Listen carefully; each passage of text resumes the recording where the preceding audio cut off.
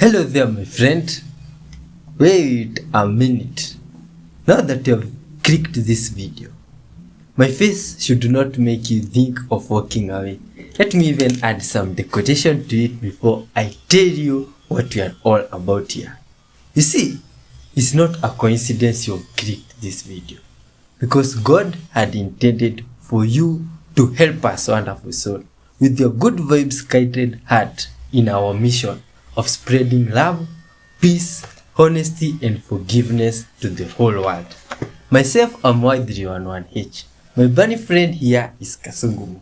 This other one is his wife and loves to roam around sometimes to chill with my friend here. My friend, here we put God first in everything. Just like I've said, it's why we always read from the book of knowledge, guide of life, and give thanks for everything. Let's first hear what the guide of knowledge has for us today. Aha! Thank you very much for this, my friend. Aha! Please subscribe if you haven't. For you are holy to the Lord your God. The Lord your God has chosen you out of all the peoples on the face of the earth to be his people, his treasured possession. Deuteronomy 7:6. Wonderful word.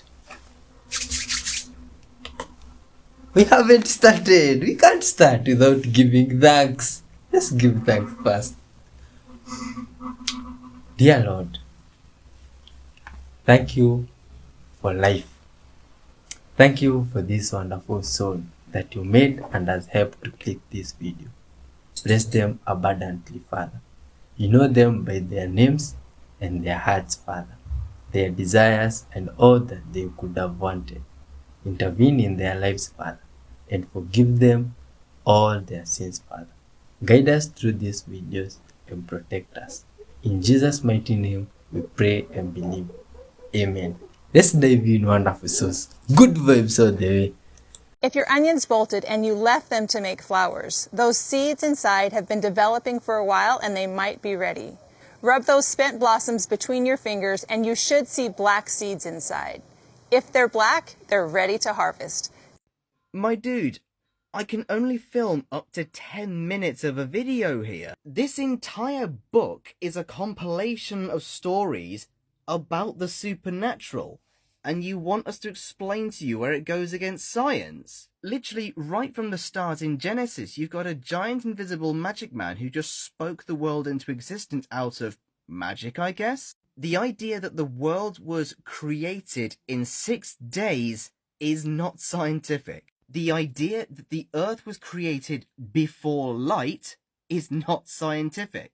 The idea that you can get the entire population of 8 billion people from just 2 individuals is not scientific. The idea of a global flood is not scientific. That never happened.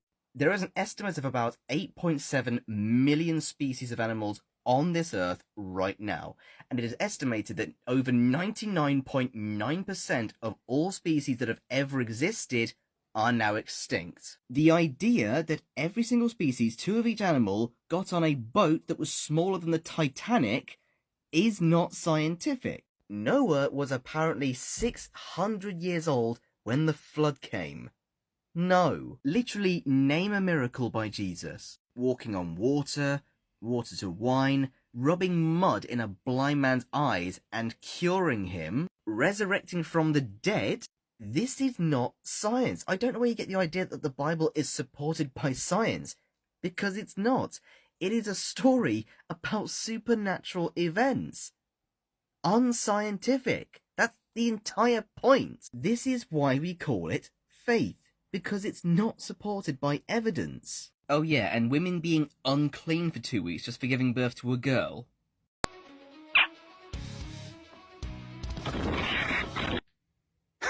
There ain't no beef in the world worse than the beef between crows and owls. And according to scientists, this comes straight from birth. They're born with the instinct to eliminate each other. During the daytime, crows will literally get a flock together and go look for owls. And during the daytime, owls are just trying to sleep. The crows will ambush them and run them out of their nest and out of the neighborhood. Talk about a rude awakening. However, the crows have a good reason to do so, because at nighttime, the tables turn. Owls are stealth hunters and they can fly completely silent. Owls will go nest to nest, just decimating the crows. But not only that, they'll also steal the crows' eggs too, or they'll smash them all. Either way, they're trying to take out the whole bloodline. That's what I call villainous activity. Moral of the story, if you live in an area that has both crows and owls, there's probably battles going on above your head. And as always, follow for more facts. Countries mentioned in the Bible. Part 2. Syria is named as Aram. Libya is called, and Croatia is Dalmatia. Greece is the Macedonia of the Bible. From the book of knowledge which we read from, Italy is the Italia and Romania. Ethiopia is the Sheba. Armenia. Armenia is mentioned, I think, just like that. Lebanon is also mentioned in the Bible. Tunisia as Carthage. Did you know of all these names, good vibes people? Qatar. And this is apparently allegedly. Moses is trying to free his people from slavery, something which almost certainly didn't happen. Pharaoh was ready to let everybody go, and then God hardened Pharaoh's heart. Now, if you read through that entire process, what happens is Moses wants Pharaoh to let his people go. Pharaoh says no. So, okay, here's a plague. I'll let him go now. And then it says God hardened Pharaoh's heart after he was willing to let him go, and then had him refuse. Now, that seems to me to be a violation of free will, if in fact anybody believes in that sort of thing. But you've got God stepping in, Pharaoh wants to let him go, and God's like, hey, I'm not done showing off just yet. I got 9 more of these dishes to come at you. Have you read Acts 29? This video is for Christians and only Christians, so if you don't follow Jesus, you can keep scrolling. If you do, have you ever read Acts 29? Go read it and tell me what you think of it. Textbooks say the earth is billions of years old. The Bible teaches pretty clearly, Jesus said the creation of Adam was the beginning. Now there's an obvious conflict between what the two teach. So we have to come to the question, either Jesus knew what he was talking about, or he was lying, or he was just ignorant. He just didn't understand science. And very frequently, if you watch the debates I get in at universities, they will try very subtly to say, they'll say things like, well, you know, the average person just doesn't understand how complex evolution is. And I get up and I say, folks, what he's trying to say is, you're too dumb to understand, and he's smart. And that's exactly what they do. Eric, you run into this all the time. Do you point that out to them? What you're saying, sir, is you're smart and we're all too dumb, right? Boy, they don't like it put that simply, but that's exactly what they're implying. And watch for that. You'll see it over and over and over when you get in discussions on creation and evolution. They try in all sorts of subtle ways to say, well, you know, science is pretty complex, and the average layman doesn't understand it. Yeah, okay, here we go again. You're smart, we're dumb. That's exactly what they're trying to imply. So, Jesus claimed to be God. I like Josh McDowell's thing on this. He says, well, since Jesus claimed to be God, we got 3 choices. He's either the Lord, or he's a lunatic, or he's a liar. Because if somebody claims to be God, he either is or he isn't. If he isn't, he's either crazy or he's lying. If I claimed to be Napoleon reincarnated, you would know either I am or I'm not, right? Now, if I'm not, then I'm loony. Heard about the guy who went to the mental institution, you know, and this guy is standing there with his arm in his coat, his hand in his coat, and somebody said, who are you? He said, I'm Napoleon. He said, oh yeah? Who told you you're Napoleon? He said, God did. The guy down the hall yelled out, I did not. So, Jesus said the creation of Adam was the beginning, folks. Now we got a problem here. Was he lying, or did he not understand? There are some Christians going around trying to teach the earth is billions of years old and we can fit it in fine with the Bible. Well, they're calling Jesus either dumb or a liar. Matthew 19:4 is an important verse, folks. You just can't get around it. He said that was the beginning. Textbooks say the earth is billions of years old. Isn't it all through the textbooks? Billions of years ago, millions of years ago, 4.6 billion years ago this happened. Do you think this stuff is taught in our county? Right here? You realize there's over 150 churches in Escambia County, Florida? I've heard that the next county, Santa Rosa, is listed in Guinness Book of World Records as having the most churches per capita in the world. I don't know that that's true, but I believe it is. Certainly a lot of churches over there, right? This is the Bible Belt, right? Why, in the middle of the Bible Belt with all these Christians, do we have textbooks teaching something that calling Jesus a liar? When I first moved to town, I went down and talked to Katie Knight, who was at that time in charge of the science curriculum in Escambia County. I wrote letters. I tried to be nice. I went and visited her twice. I said, Katie, why are we teaching this evolution in the textbooks? Look what you have in this book. This says blah, blah, blah. This has been proven wrong 100 years ago. Get that out of the books. She said, Mr. Hovind, you are the only person in the county complaining about evolution in the textbooks. I thought, where is everybody? Isn't our job to be the salt of the earth? Doesn't salt preserve? What salt does, when it finds a bacteria, it sucks all the water out of it and kills it. That's our job. Salt irritates. If nobody's irritated at you, you're probably not a very good Christian. Now, you don't have to try to irritate people. You just try to be salty. That will irritate them. I'm just trying to be salty, that's all. My job is to preserve. And if that means we got kids going to go to school tomorrow morning and be poisoned, I should try to stop that. Right? I just take it kind of personal. And if you think I leave my gorgeous wife because I like being gone from home, you're mistaken. I think part of my job is to be the salt of the earth, and textbooks are destroying this next generation of kids' minds, and it starts with propaganda like this saying billions of years ago. Once you believe the billions of years ago part, the rest kind of comes, well, maybe it happened. Ask an evolutionist, how do you think a dog could come from something that is non-dog? And they'll say, given enough time, that's always the way their sentence starts. Well, given enough time, stop right there. That's all I need to hear. We got a whole section in the notebook about that, about the age of the earth, back on page 10, 11, 12, whatever it is. Their solution is always time, page 9 in this edition. They'll say, well, given enough time. Folks, there's not enough time. The earth is not billions of years old. There are some Christians going around teaching the earth is billions of years old. I have, right here in front of me, a couple of the books by Dr. Hugh Ross.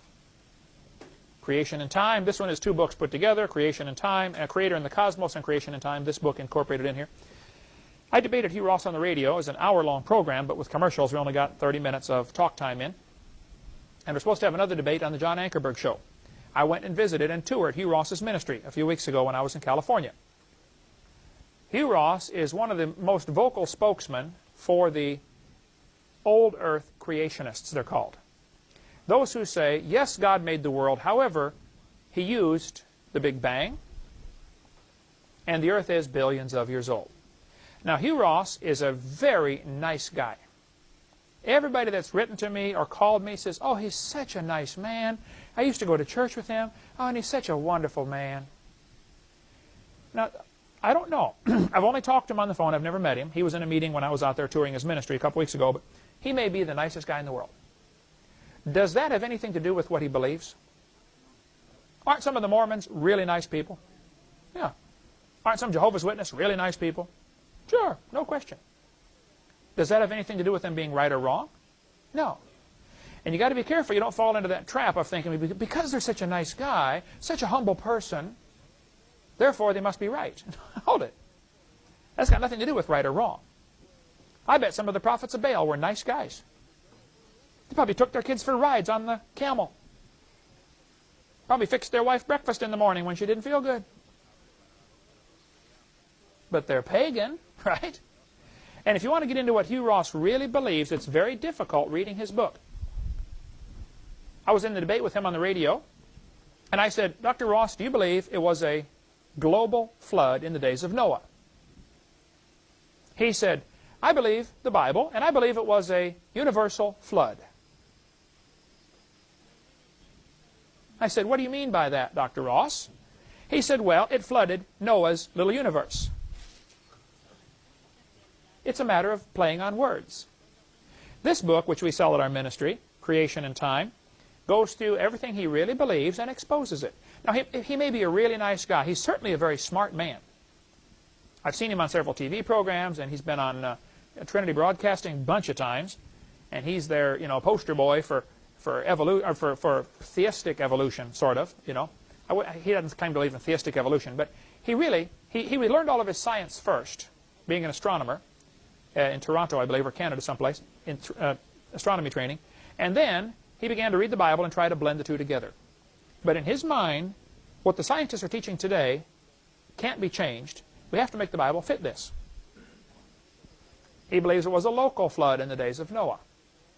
This book exposes all that. But when you get people who claim to be Christians that are going around saying the earth is billions of years old, there's going to be a division.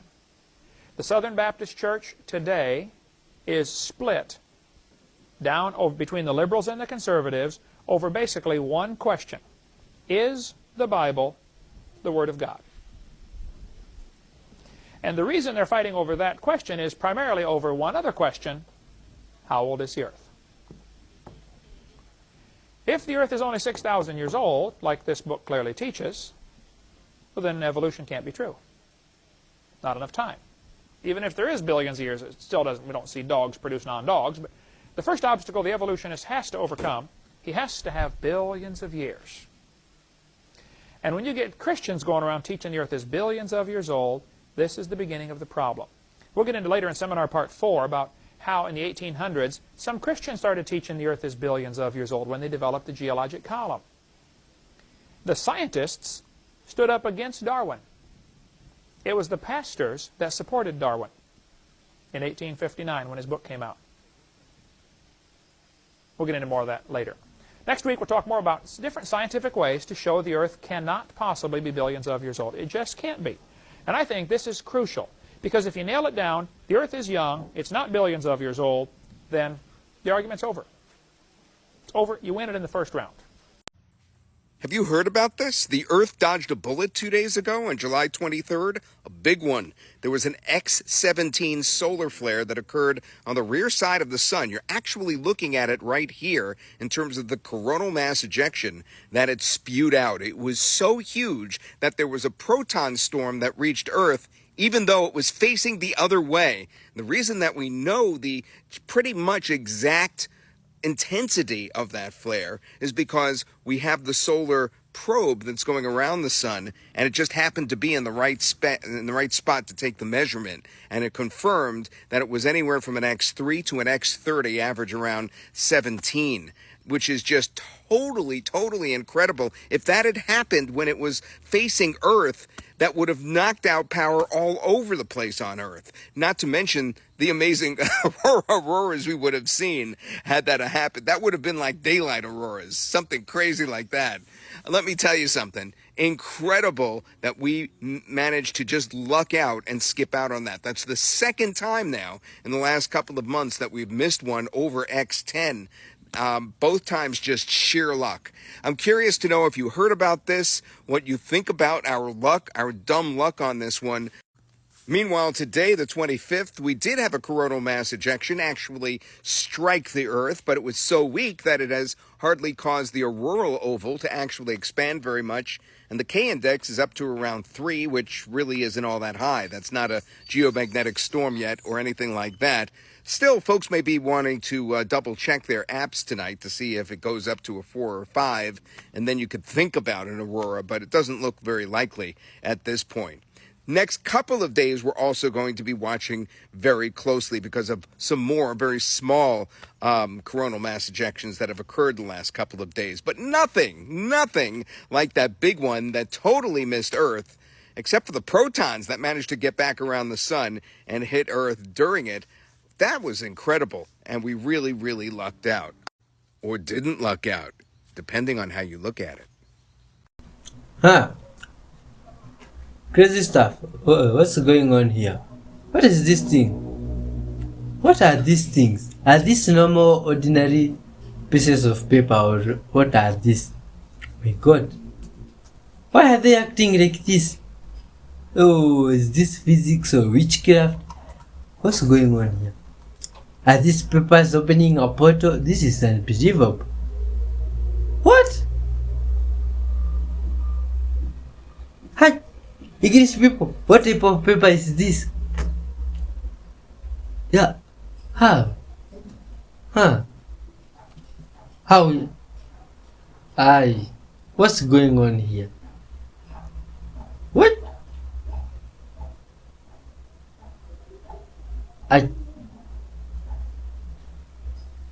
Good people of Earth. What type of paper is this? What do you call it?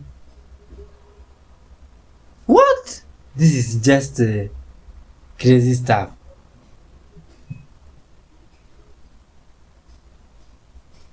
Paranormal things caught on camera. Look at this. Oh, wow, my God. Do you see that thing? Looks like it have wings. Is that an angel or what's up? My God.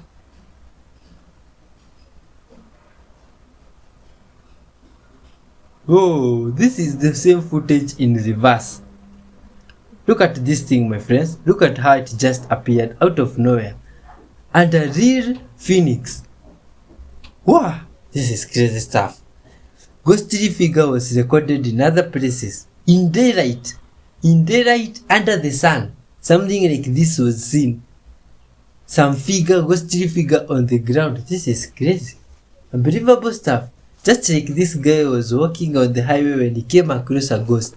In such a situation, what could you do? Oh my God, is this the ghost's way of movement or just another person? What? Which creature is this? What are these things? Some of these things are bizarre. Where are the pictures of Earth with 20,000 satellites orbiting it? If we have an International Space Station, can't you get a photograph that has all these little dots that should look like lice all around the Earth's outer atmosphere? That's one issue. Yeah, well, the satellites aren't the size of cities. They're meters big, some of them. You're never going to see them in a photo. Also, the fact that you think the International Space Station is far enough away to be able to see the whole Earth and all the satellites around it, that's the issue, really. Welcome back to another episode of That's Not Magic, It's Science. So today, we are talking about the Choro King. The Choro King. So a lot of you guys have been following along with this guy who's been soaking rice in water for 5 minutes and then drinking it with the juice of one lime every morning in order to lose a little bit of weight before he goes on a cruise. Well, that is not magic. It's science. What he's doing is he is taking a prebiotic. So a prebiotic is something that helps our gut bacteria overall and can help us reduce bloating. There are lots of ways to get prebiotics, but one way is called resistant starch. Resistant starch is a prebiotic. Guess what is all over the covering of that rice? Resistant starch. That's why when he said it does better on the first wash. So now at first he washed it in one bowl of water and then drank that water. And then you guys told him he needed to wash that rice. And so then he washed off the resistant starch and then rinsed it again. And it didn't work as well that second time. And so he said he's going back to just not rinsing it. And that's because he's getting the resistant starch off of there. It's a prebiotic. It's helping his gut. So yeah. Ta-da! Wow, good vibes. This guy was just doing some shopping at the mall when they came across this. Oh man, English people are full of surprises. Now, is this a toy or a real animal? My god. Oh, this one is definitely a toy.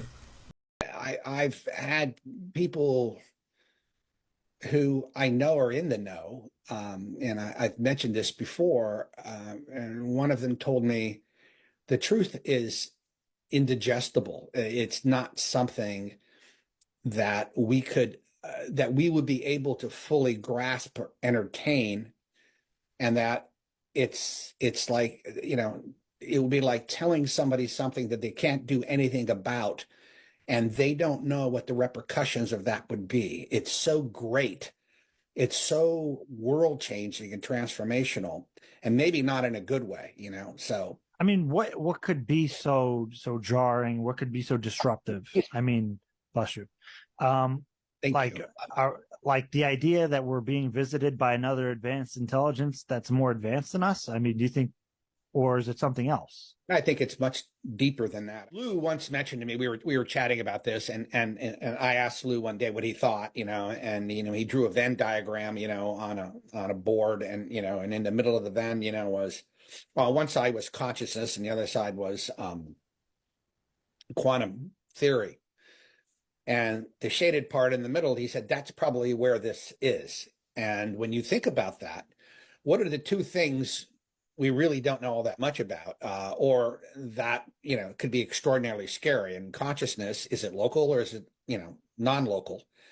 If it's not local, not produced by the brain or the body or the mind, it really means that there is a universal consciousness that we're part of, that we're tapping into. Quantum theory, in the very early days of quantum theory in the 20s and 30s, most of the people who grasped what it actually meant was that we're immaterial, that we're basically an illusion, and that atoms in general, we've come to find this to be true, are just basically invisible. There's no matter there, and that that we're just energy forms. Well, think about that for a second. If that's the case, how would the president describe that? How would the president go on national television and say, maybe he tried to do a controlled, and I'm sure, and I know they've thought about this, and I know they've thought about ways to do this, and they never can come to any kind of agreement, and they always come to the agreement that it's probably best not to say anything until we have a better understanding. But what the hell do you say? I mean, you come out and you say, there's another presence in the universe which visits us, and we don't understand it, but it's capable of transforming itself into anything it wants to do. It can manipulate matter. It can manipulate the electromagnetic spectrum. It can show us things that may be real or may not be real. It can be real and not real at the same time. I mean, you can just go on and on and on. And then this whole idea of sovereignty comes in, free will comes in. And then you're worried about, will society be able to withstand it? Will, socioeconomically, what will happen? Will things stop religiously? There are so many aspects surrounding this. I'm sure people have whispered in some people's ears, do you really want to do this? Do you really want to go out and talk about this publicly? Do you have any kind of fallback position when people start asking the million questions they're going to have, and you're basically saying we're powerless against a entity or entities that are here, we can't see, we have no idea of their intentions and capabilities. It may mean that we're just immaterial. I mean, you can get into, there's so many avenues. And then what does that open up? I mean, it's a conversation that's been going on now recently, with the power of the presidency, and where that lies. What the president can do, what the president can't do. I remember back when President Trump first became president, he was at a news conference, and he was talking about, you wouldn't believe the powers I have. And he kept going on about it and the powers I have and what I can do. And he was, I think he was absolutely bowled over by what he has the power to do outside of Congress and the judicial branch. In other words, there's this unitary executive theory that's out there, you know, about what the role the president has, particularly in extraordinary circumstances. I don't think anything is more extraordinary and more potentially dangerous than the knowledge that there is a non-human intelligence or intelligences out there that have the capability to read your mind, come into your house, threaten the idea of sovereignty, free will.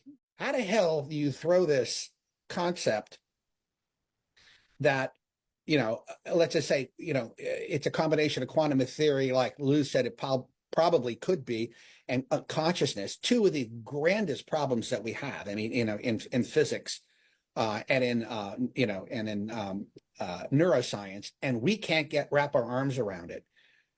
How the hell do you throw that out there? And what, I mean, it's like this big old meatball hanging out there, right? And you're asking people, you know, who are consumed with their daily life.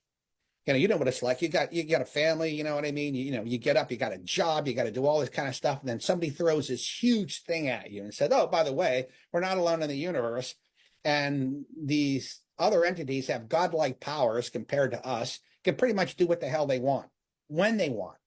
And we have no idea what the hell they're doing and why they're doing it.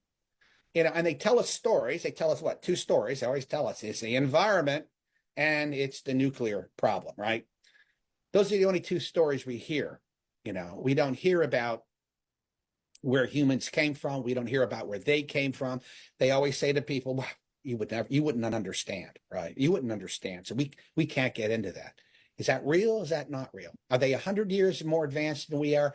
Are they, you know, possibly 3 or 4 million years more advanced than we are? You know, are they, you know, an ultra-terrestrial race that, you know, lives on the planet with us, but maybe in another time dimension, you know, that maybe they're vibrating at a little bit faster than we are, so we can't really see them.